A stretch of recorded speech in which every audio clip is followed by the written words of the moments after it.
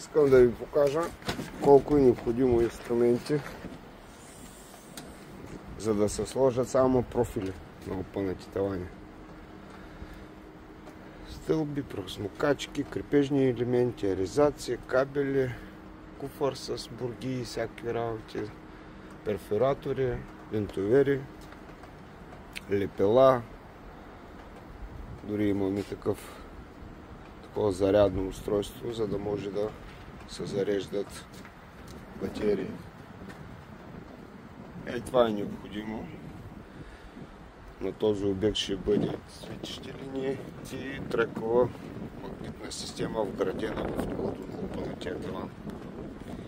Един клиент ми пише, аз му изпратих оферта, за да направя тръкова система.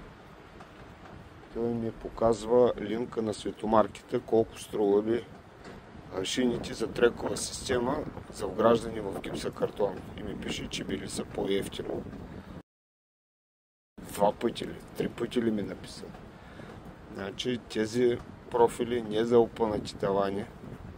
И това е магазинска цена на шина, без монтаж, без рязане, без трансформатори, без игли, без капачки, без труд.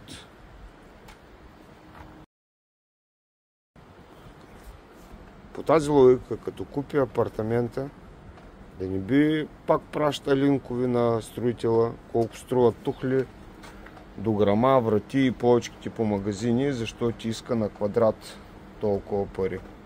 Значи, нашия труд и нашите умения, щом ни оценявате, значи ти не си моя клиент. Изобщо такива, които ни ценят майсторите, изобщо да ни пишат и да ни им правя оферти по 1 час.